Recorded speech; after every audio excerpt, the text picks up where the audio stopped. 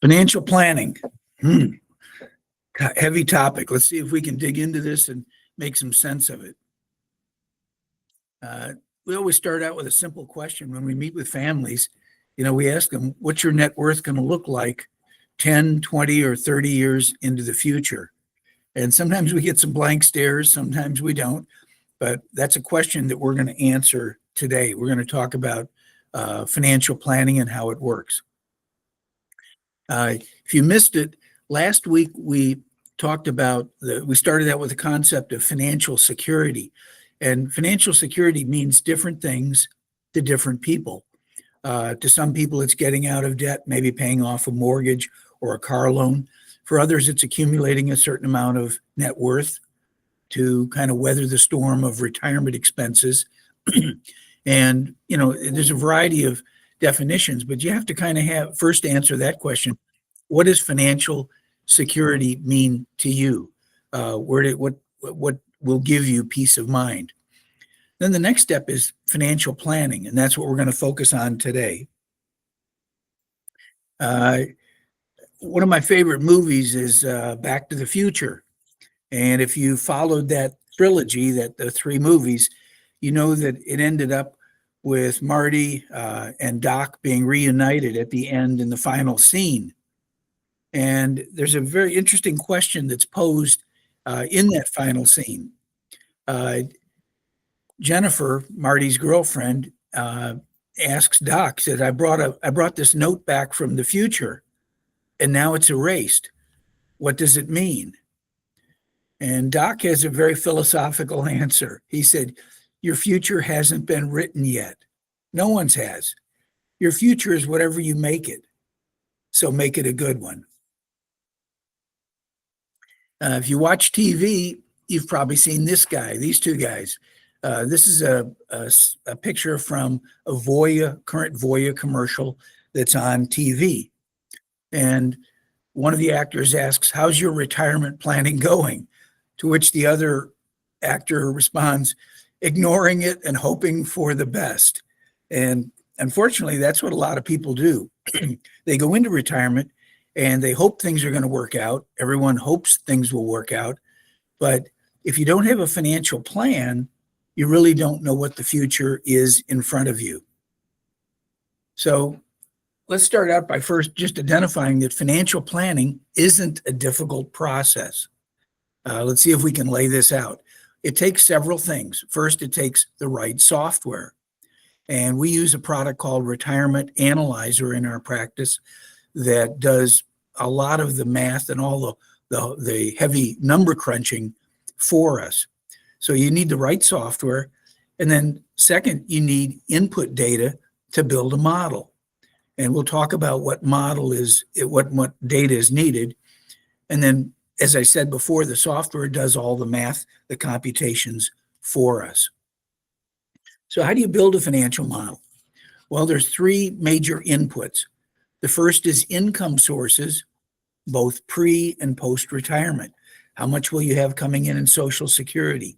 If you have other income sources, we build those into the model. Second, we list all the assets that people have, and we put a projected growth on each of the assets. And we try to be conservative there because we never know whether the markets are going to be favorable or not favorable. And then finally, we build in a list of lifestyle expenses. And you can enter the lifestyle expenses two different ways. You can put in a single bulk number, like I'm going to need $5,000 a month to live comfortably in retirement. But we found it's more effective if you put in more specific prices or expenses for each item. And why do we do that? Because some expenses in our retirement lifestyle are rising faster than inflation. A good one is medical expenses. The cost of medical care and long-term care in retirement is going up at a much faster rate than standard inflation. Other things don't go at all. If you're a senior and you own property in Texas now, you know that they freeze the property taxes when you turn 65. So it's important to break down in detail lifestyle expenses and try to put an accurate inflation projection on each one. So we build our model. Once again, put in income, assets, lifestyle expenses. What do you see from a financial plan? Well, the software computes the impact of income and assets and spending, and it shows you that annually moving into the future, going out 30 years. So you can see what your projected Social Security might be, what your projected assets might look like, and also how your spending is probably going to grow over time because of inflation. The software computes taxes and inflation. So it's doing the math for us, which is taking all the heavy lifting off the table. The taxes are based on current tax rates. Clearly, those can change. We might experience another round of inflation, but those can be adjusted for. And then finally, the software pinpoints what we call a red line. And a red line is something we're trying to avoid. A red line means at some age, we've run out of spendable assets. We've depleted all of our savings. And that's usually where a lot of our models start. We do projections going out 10, 15, 20 years, and we go, unfortunately, at age 86, you're going to deplete all of your savings based on the data that we put in. And so the goal is we want to push that red line out to age 100. Our goal is if we can get you to age 100, we've accomplished the mission, because most of us probably won't live to 100. So let's say there is a red line. What are the options that we have? Well, we can evaluate alternative scenarios. Like what? Well, sometimes we can investigate, what if you work longer, work an extra year or two as either a full-time or a part-time employee? Additional income in retirement coming from work can have a profound positive effect on your long-term financial outcome. We can talk about and investigate delaying Social Security benefits. And we've got a webinar coming up on how to maximize Social Security in the next couple of weeks. And what we're going to talk about is when you delay Social Security up to age 70, for instance, you start with a larger benefit amount. And that amount, once it's larger, is indexed for inflation. And so by delaying Social Security, you're going to create more guaranteed cumulative income in retirement, assuming you live past 78. And we'll talk about that in more detail. One of the things we spend a lot of time on are Roth conversions. And we have a webinar coming up in several weeks on how to maximize what you can do to take out money from your IRA, 401k, or other retirement funds. And what our models show is by gradually converting IRA and 401k funds to Roth, there's a benefit down the road. And what's the benefit? Well, Roths grow, and whatever they grow into is tax-free. So unlike an IRA or 401k that may be growing, but every time we take $1 out of IRA or 401k funds, we have to pay Uncle Sam some taxes. So our goal is to help our clients tax efficiently gradually convert IRA funds over to Roth, and then whatever they produce in the future is tax-free. If you've got kids, ask your kids what they'd like to inherit. Do they want taxable IRA funds, or would they prefer tax-free Roth funds? I think you'll get the answer that it's Roth. Sometimes we talk about ways to create additional lifetime income. And we've got a webinar coming up next week on the power of income. And what we've seen in our practice is people with more guaranteed income in retirement have better financial outcomes. They can spend more, and they can actually leave more as a legacy to the next generation.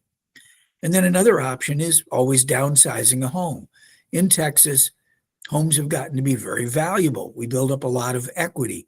And we've got a webinar coming up in several weeks on how to tap home equity tax-free to support lifestyle. So stay tuned for some of these scenarios. But these are ways we can evaluate the impact of a strategy. Once you build a baseline scenario, the one starting out with your income, assets, and expenses, it's very easy to say, well, let's throw in a Roth conversion. Let's see if that improves your financial outcome. If it does, maybe it's something you decide to do. Maybe working longer can improve the financial outcome. Usually that will. What about delaying Social Security? Well, there's only one way to know whether these strategies, these adjustments will help or not, and that's by doing them. So once you build a financial model, it's very easy to go in and tweak it and find out if doing something will improve your financial outcome. And if it does, then it's something we can investigate and you can do. Now, you may be wondering, is this a once and done? Is financial planning something you do once and go, great, my red line's age 100. I think I can hang it up and I'm in good shape. Well, I ask this question: when do you go see a doctor or a dentist? Most of us go to see the dentist once or twice a year to get our teeth checked. What about doctors? We go to see for doctors to have them check annually on our health. How's our blood pressure doing? How is our sugar levels doing? What's our weight? And so the doctor, we do these annual checkups because we want to know if the trends are good or not so good. And the same thing is true with financial planning. Life happens. We might lose a spouse, or we might have a son or daughter move back home because they need a place to live, or there might be a medical or maybe a major long-term care event. Well, life happens. And so we recommend to our clients coming back and doing an annual checkup, because by doing that, you can make sure that you're staying on plan. And if something has occurred that's going to impact negatively your future financial outcome, we make adjustments. We can make them now. And our models show something interesting. Small adjustments early in retirement or now can have a profound effect 10 or 20 years down the road. Working a couple of extra years can have a pronounced effect on what the financial outcome is down the road. So each of these this is not a once and done.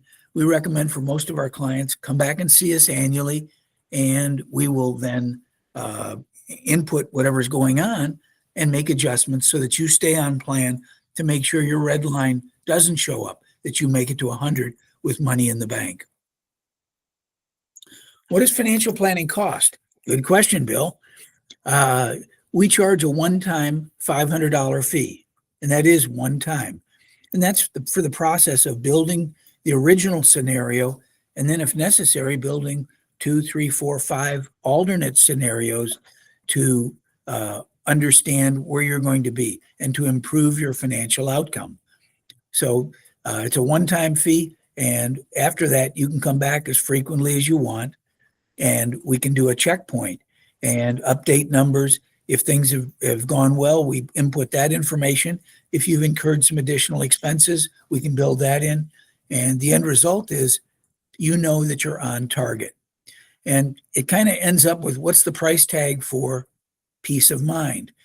In our practice, our goal is to provide peace of mind to people in retirement. We don't want people fretting or being anxious.